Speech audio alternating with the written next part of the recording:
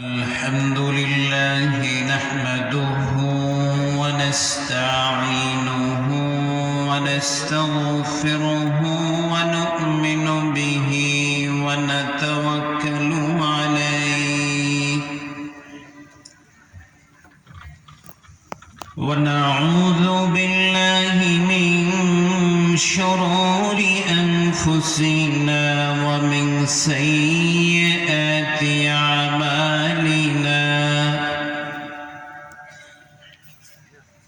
من يهده الله فلا مضل له ومن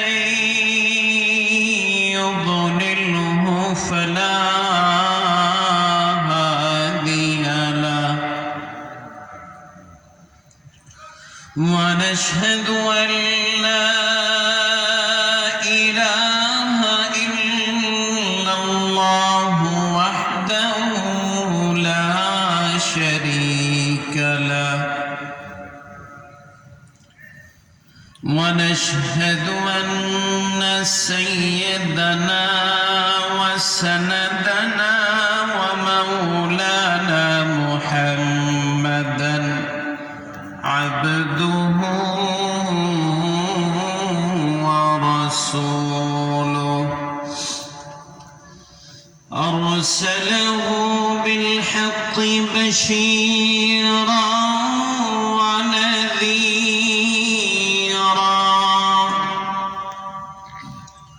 وداعيا إلى الله بإذنه وسراجا منيرا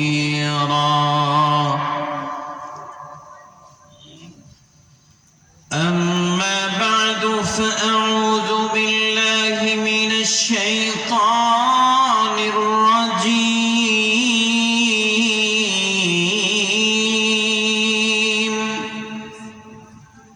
بسم الله الرحمن الرحيم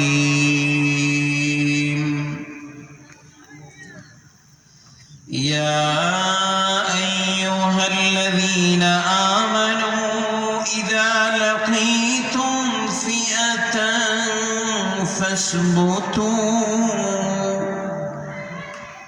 فاثبتوا واذكروا الله كثيرا لعلكم تفلحون.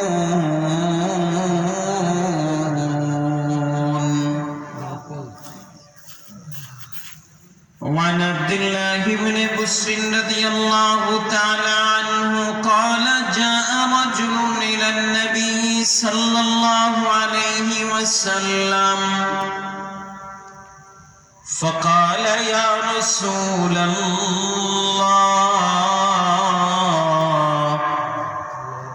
إن شرائع الإسلام قد كثرت علي فأخبرني بعمل أتشبث به. قال لا يزال لسانك رطبا من ذكر الله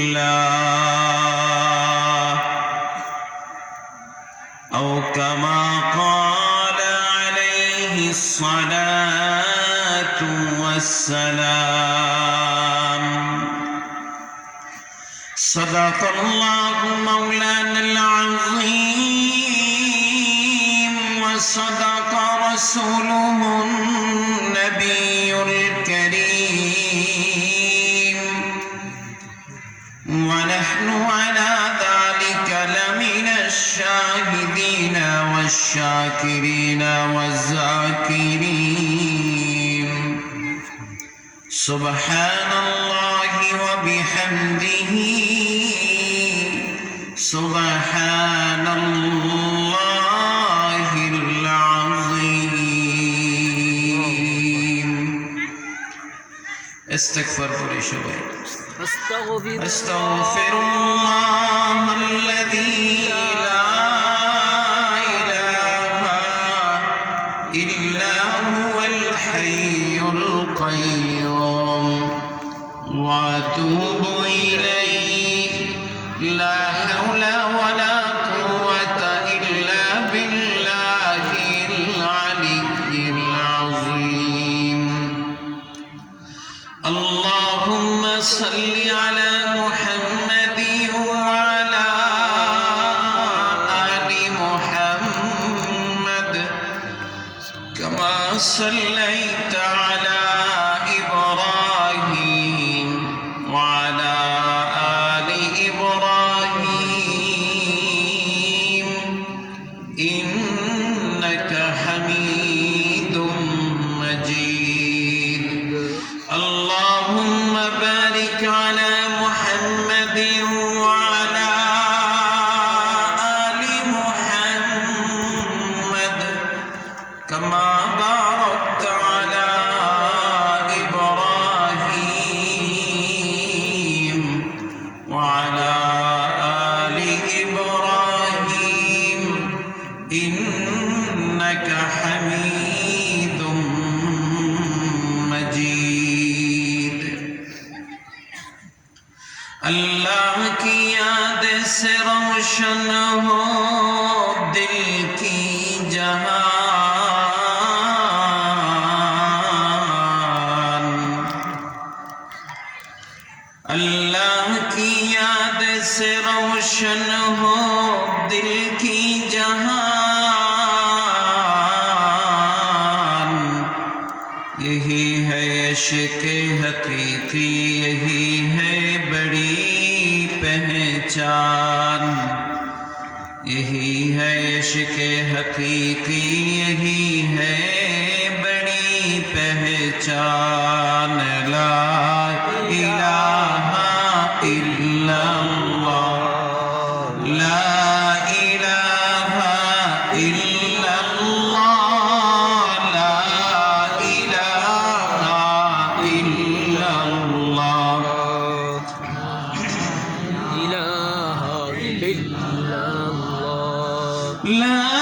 إله إلا الله لا إله إلا الله لا إله إلا الله لا إله إلا الله لا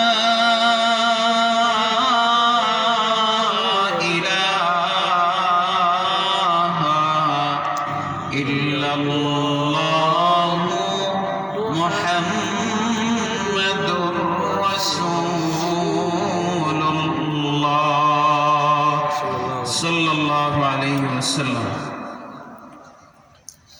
ইসলাহুল মুসলিমিন ইমাম উলামা ঐক্য পরিষদ মোহাম্মদপুর ইউনিয়নের উদ্যোগে আয়োজিত আজকে ৩রা ডিসেম্বর ২০২৫ ইংরোজ বুধবার ইসলাহি মাহফিলের সম্মানিত সভাপতি প্রধান অতিথি আমন্ত্রিত ওয়াইজিনে কেরাম মাথার মুকুট উলামায়ে ইজম আমার সামনে উপস্থিত অত্র এলাকার সর্বস্তরের ইসলাম প্রিয় তৌহিদি জনতা পর্দার আড়ালে অবস্থানরত মা ও বোনেরা আলহামদুলিল্লাহ আমি আপনাদের সকলের সম্মুখে পবিত্র কালামুল্লাহ শরীফের সূরা আনফাল থেকে একটি আয়াত তেলাওয়াত করেছি অসংখ্য হাদিস সমূহ থেকে ছোট্ট একটা হাদিসও পাঠ করেছি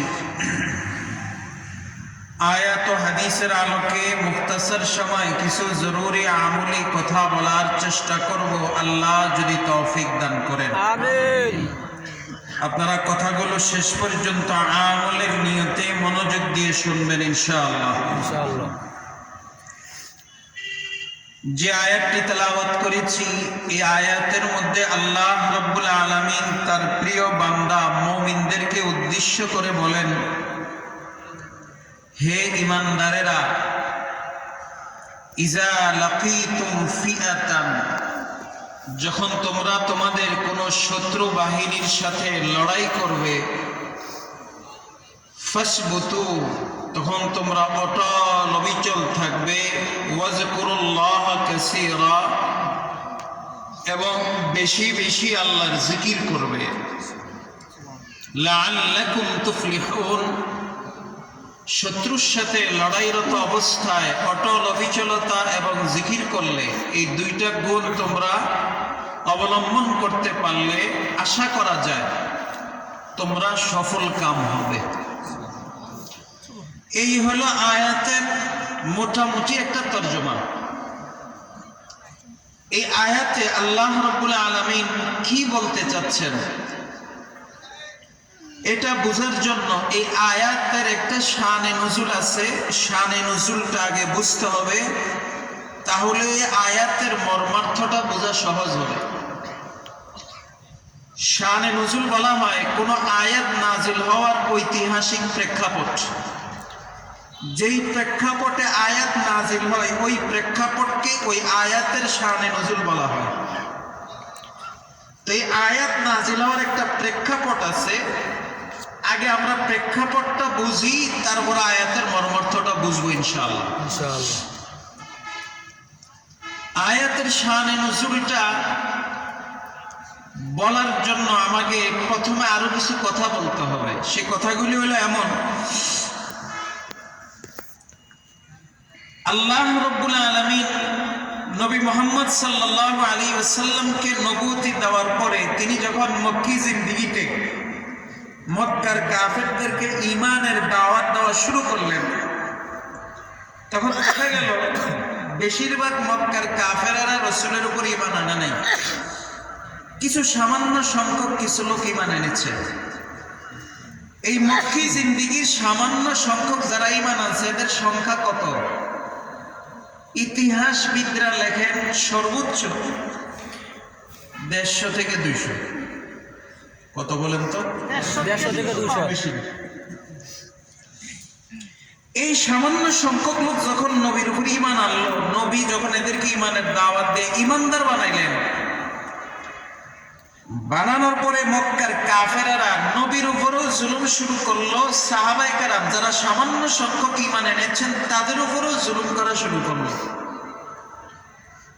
কখনো গালি দেয়, কখনো কটু বাক্য বলে, এক এক সময় এক একটা, আবার কোন সময় সরাসরি আঘাত করে। তো সাহাবায়ে কেরাম একটা পর্যায়ে তাদের কটু বাক্য, তাদের অত্যাচার, তাদের জুলুম সহ্য করতে না পারে নবী মুহাম্মদুর রাসূলুল্লাহ সাল্লাল্লাহু আলাইহি ওয়াসাল্লামের কাছে অভিযোগ করলেন, ওগো আল্লাহর নবী, আমরা ঈমান আনার পরে এই পর্যন্ত মক্কার কাফেরদের কটু বাক্য শুনে যাচ্ছি, তাদের জুলুমের শিকার হচ্ছি, রাসূল এটা আর কতদিন চলবে? তারা আমাদেরকে কটু বাক্য বলে, আমরা কিচ্ছু বলি না, তারা আমাদের উপর জুলুম করে, আমরা কোনো প্রতিরোধ করি না। রাসূল আপনি যদি একটু আমাদেরকে অনুমতি দেন, তাহলে আজকে যদি তারা আমাদেরকে কটু বাক্য বলে আমরা এটার জবাব দিব, জুলুম করবে আমরা এটার প্রতিরোধ করব। এই অনুমতি তারা নবী মুহাম্মদের কাছে চাইলেন। চাওয়ার কিছুক্ষণ পরে আল্লাহ রাব্বুল আলামিন কোরআনের আয়াত নাযিল করে বলেন, ফাসদা বিমা তুকমার ওয়া আরিদ আনিল মুশরিকিন। ও মক্কার সাহাবারা, ঈমানদারেরা, কটু বাক্যের জবাব দেওয়ার সময় এখনো আসে নাই, জুলুমের প্রতিরোধ করার এখনো সময় আসে নাই। তোমাদের কাজ হলো আমি আল্লাহ যে হুকুমগুলি দিছি এগুলি মেনে চলো, এগুলির উপর জমে থাকো।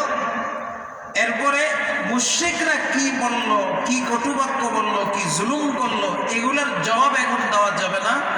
এখন ধৈর্য ধরে চলতে হবে, এদের থেকে এড়ায় চলতে হবে। যখন আমার আল্লাহ সময় হবে তখন আমি আল্লাহ নিজেই প্রতিরোধের অনুমতি দিব। এই মক্কি জিন্দেগিতে আল্লাহ তাআলা নবীর সাহাবাদেরকে, নবীকে মক্কার কাফেরদেরকে প্রতিরোধ করার অনুমতি দেন নাই। কেন দেন নাই? কারণ কি? মুফাসসিরিনে কেরামের কয়েকটা জবাব লিখেছেন, তার মধ্যে একটা জবাব হলো এমন, কারো সাথে লাগতে গেলে, কারো সাথে মোকাবেলা করতে গেলে কয় তার সমকক্ষ হইতে হয়, না হয় তার কাছাকাছি হইতে হয় শক্তির দিক থেকে। ধরেন আপনাদের এই এলাকার নাম কি? মলয় বাজার নাকি? মলয় বাজার, মলয় বরপুরা। আপনার মলয় বাজারের মানুষ আর শাসারের মানুষের লগে মারামারি লাগছে, ধরেন উদাহরণস্বরূপ। এখন শাসারের মানুষ হইলো 1000, আপনারা হইলেন 100, পারবেন? আওয়াজ দিয়ে কেন পারবেন না বলেন? তার সংখ্যায় বেশি। কারণ আমার এগো তো কাছাকাছিও না, এগো তো সমান তো দূরের কথা, আপনারা শক্তির দিক থেকেও কাছাকাছিও না। কমপক্ষে যদি 500-700 হইতেন তাহলে বোঝা গেল কাছাকাছি আছে, মোটামুটি একটা ফাইট করা যাইব। কিন্তু 100-1000 লোক ফাইট করে কেন? তাহলে এটা সম্ভব না। এবার আসেন, মক্কি জিন্দিগিতে যেই কয়জন ঈমান আনছে, সর্বোচ্চ 150 বা 200 হয় না, বলতে পারে না, হইতে পারে 150 বা 250। আর মক্কার কাফেরদের সংখ্যা হইল হাজার হাজার। তো বলেন এই 150 মানুষ হাজার হাজার লোকে পারে কেন?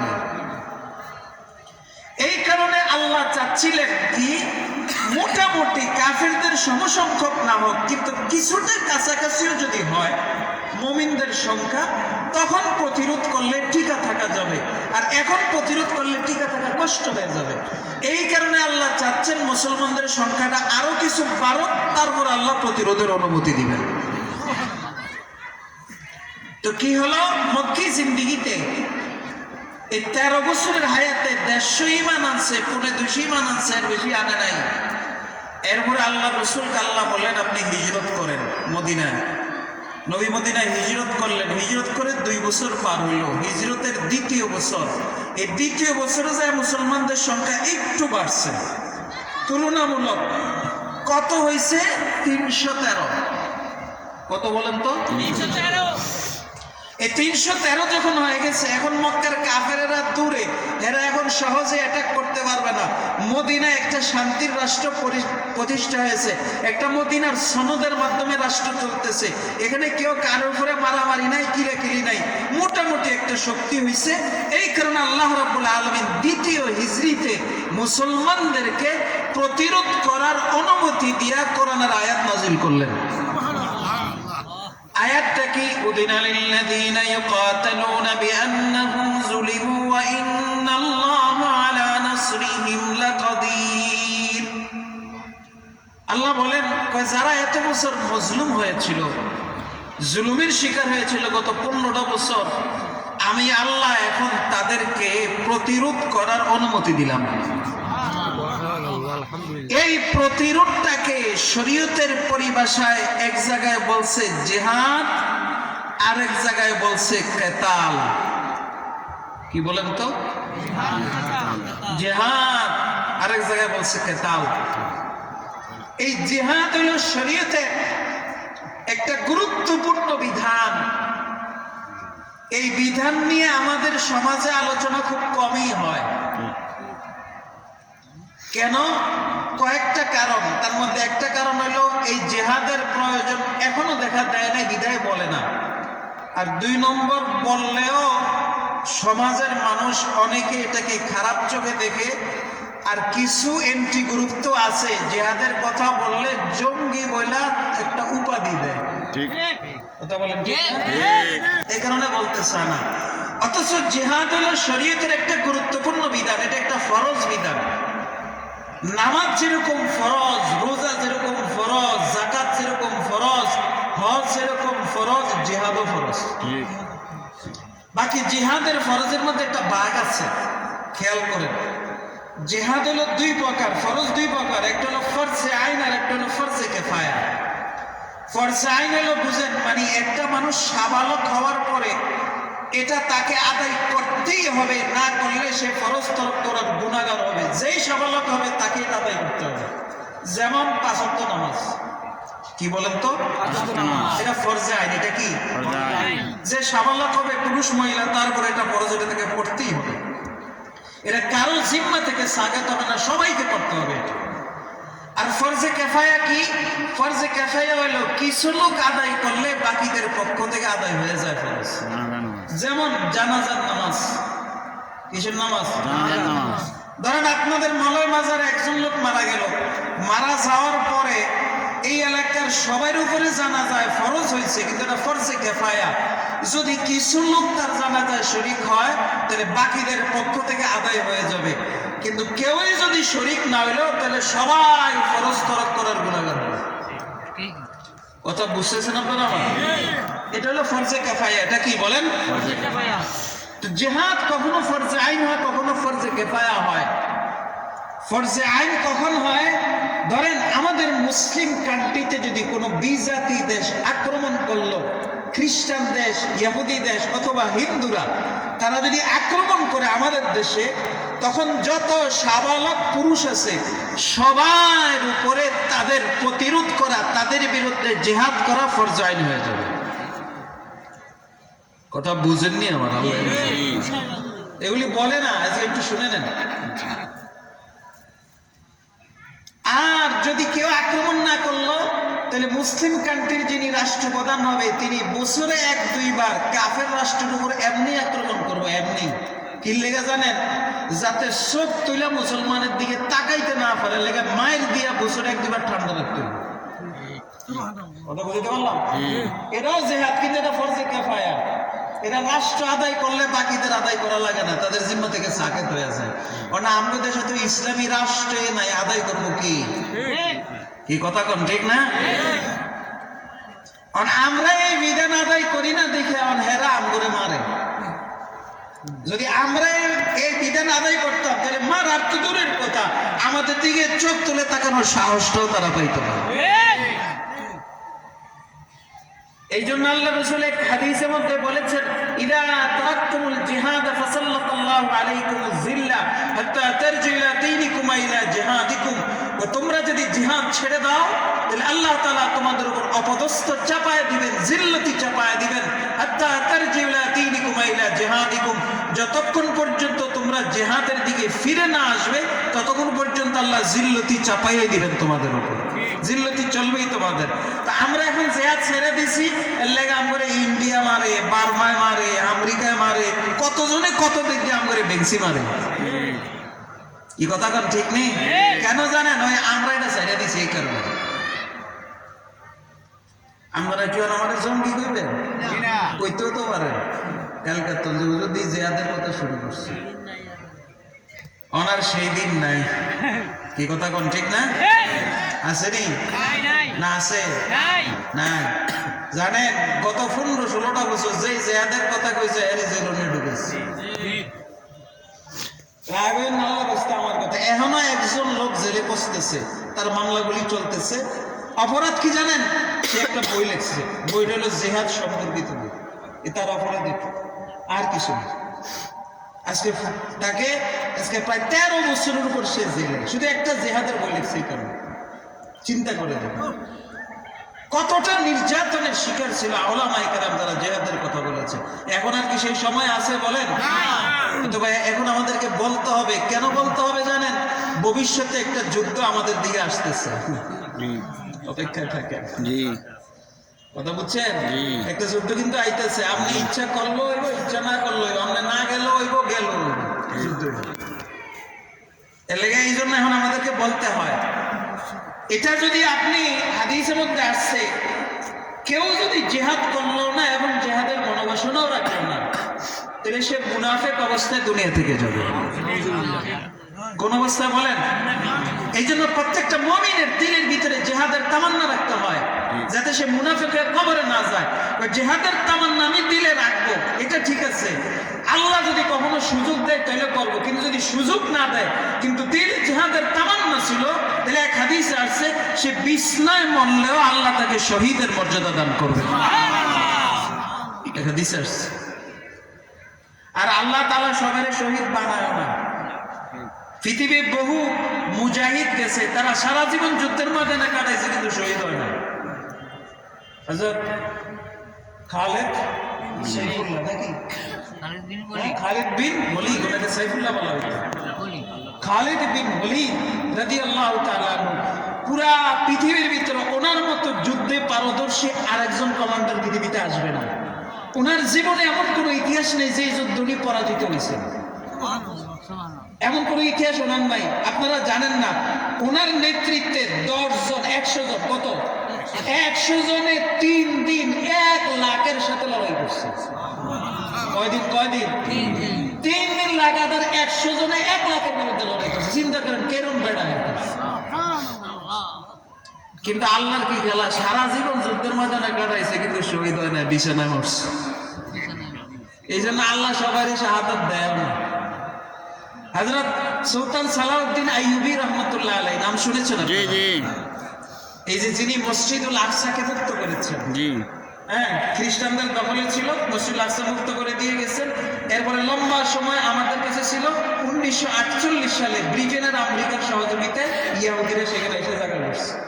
এর আগে এটা আমাদেরই ছিল। এই সুলতান সালাউদ্দিন আইয়ুবী রহমতুল্লাহ আলাইহি সারাটা জীবন যুদ্ধের ময়দানে কাটাইছে, জিহাদের ময়দানে, কিন্তু উনি জিহাদের ময়দানে শহীদ হয় নাই, বিছনায় মরছে। এই জন্য বোঝা যায় যে শাহাদাত আল্লাহ সবারে দেয় না, যার কপালে থাকে আল্লাহ তারে দেয়। কিন্তু আমাদের শাহাদাতের সময় যদি আল্লাহ দিয়ে দেয়, আচ্ছা বলো যে শাহাদাতটা দরকার কেন? হাদিসে মুকদ্দাস আল্লাহ রাসূল বলেছেন, আল জিহাদ মুখতাসারু তারিকুল জান্নাহ, আরে জিহাদ হলো জান্নাতে যাওয়ার সংক্ষিপ্ত পথ।